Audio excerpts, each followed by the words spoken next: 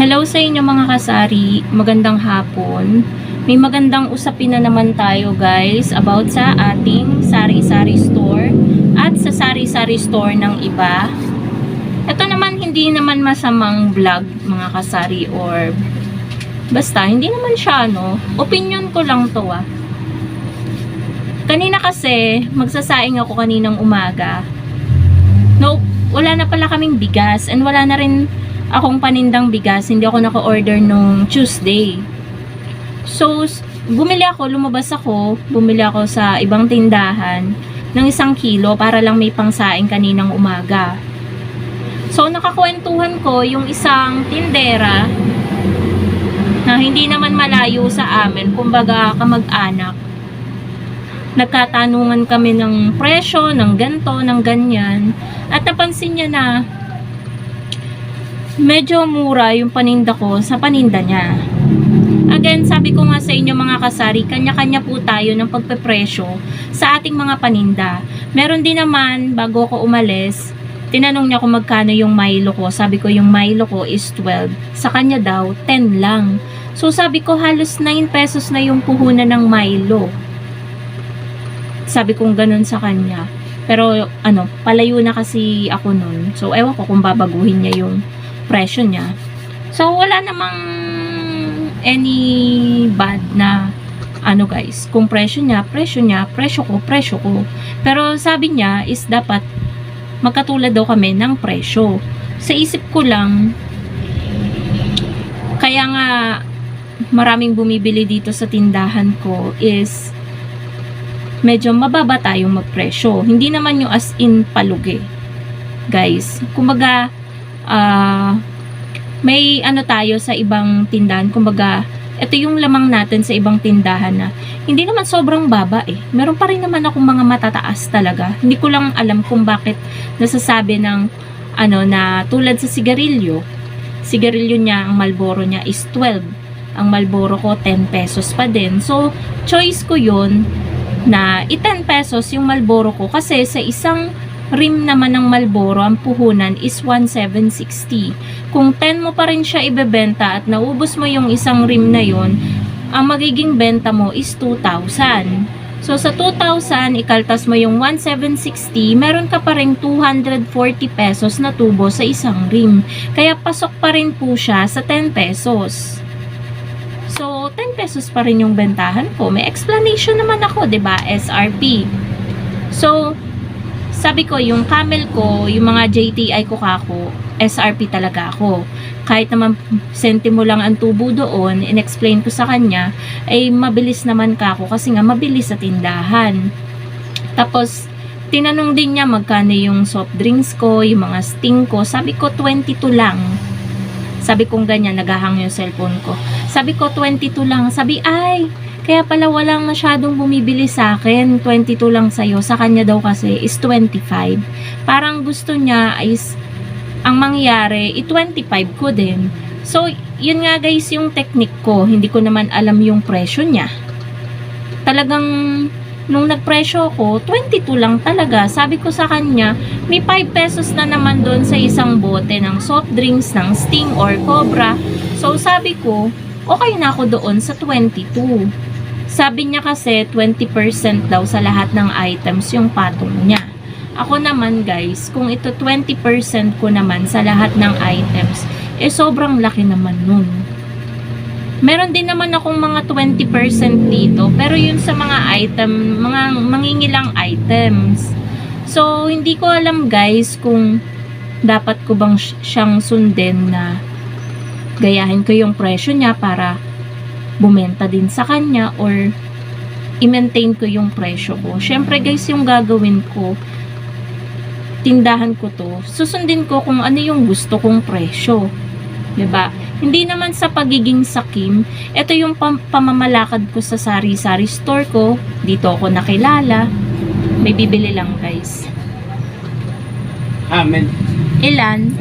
So, ayun nga guys. Madami kaming mga napag-usapan.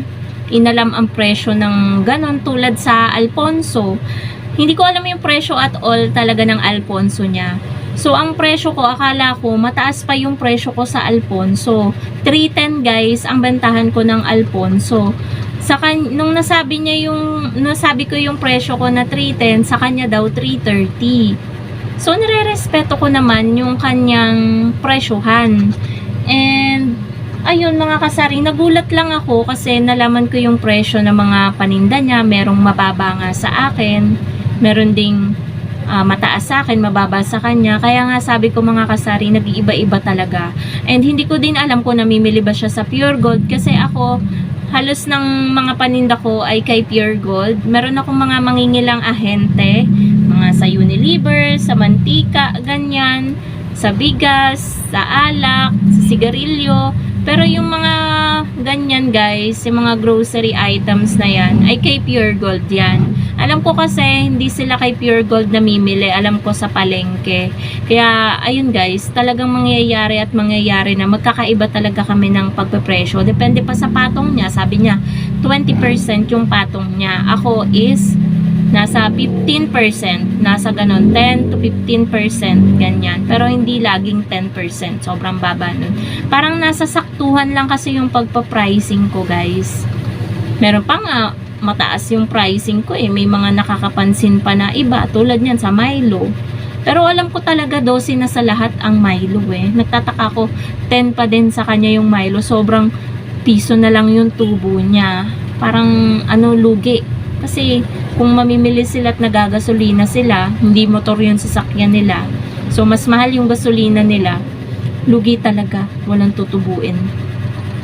And kaya naman ako guys, yung presyo ko sa ibang items is mababa. Hindi ko siya binibili. May ahente ako. Kaya hindi ako gumagastos sa kusang dumadating dito yung items, no hassle, ganyan. I-display ko na lang, magpe-presyo na lang ako.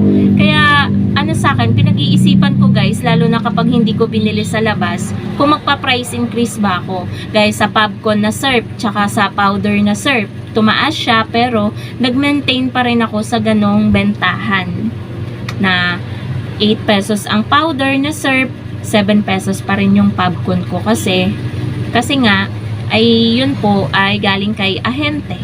Hindi po ako namasahe para bilhin yung items. So, ayun lang guys. Presyo niya, presyo ko, ayun, presyo ko, magkaiba. Pero wala naman hindi kami nagtalo or ganyan. Nag-share lang kami ng presyo ng bawat isa ng mga paninda. So, yun lang naman yung nakakatuwa guys. No hurt feelings, wala tayong kaaway sa lahat ng mga tindahan dyan. Wala tayong kaaway. Magnegosyo sila kung anong gusto nilang idagdag sa paninda nila, go. Ako, nasa loob tindahan ko, bumibenta pa rin ang sari-sari store ko, hindi sa pagmamayabang, marami pa rin bumibili. And pansin ko sa kanya, umaabot siya ng 10, 11 bago magsara.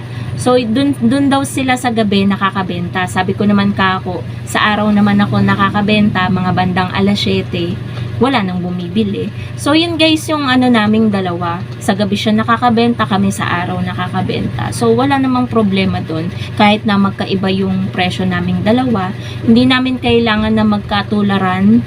Bigayan lang ganyan. Sa gabi siya, sarado na ako ng mga 7:37, sarado na nga kami madalas. So, napakaaga namin magsarado. Kasi nga, pansin ko guys dito sa pwesto ng aming tindahan, alas 7, wala na talagang bumibili.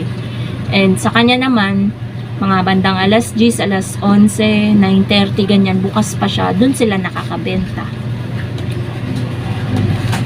So, eto lang po yung masasabi ko mga kasari sa mga kapwa ko tindera. Alam ko, mahirap mag-pricing sa panahon ngayon. And kung ano lang yan sa tingin nyo na dapat yung ipresyo, kung ilang porsyento, huwag kayong mag-alinlangan po na magtaas para lang sa ibang sari-sari store.